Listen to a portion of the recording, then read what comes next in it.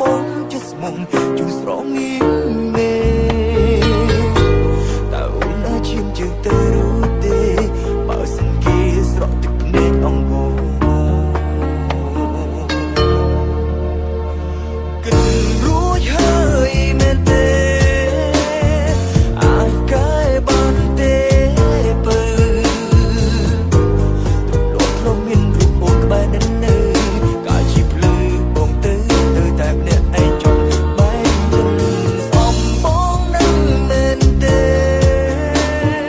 គឺគ្មានក្តីអាណិតហើយវ័យអូនមិនរំលឹករឿងអតីតមុនពេលគិតបងពីចិនទាំងបេះដូងបងមិនទាន់ឆ្លើយយល់ព្រម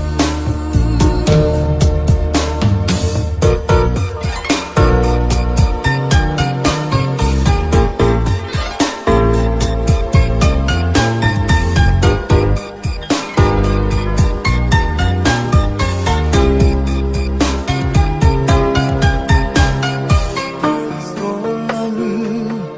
បងយំព្រោះចិត្តមិនធន់នឹងការឈឺចាំអូនបើដេសែសំដីធ្លំស្ដាំហើយបងកុំឲ្យបងឈប់ស្នេហ៍មិនបានគិតដល់មនុស្សនឹងធ្លាប់លើបងជាស្មុំជូនស្រងី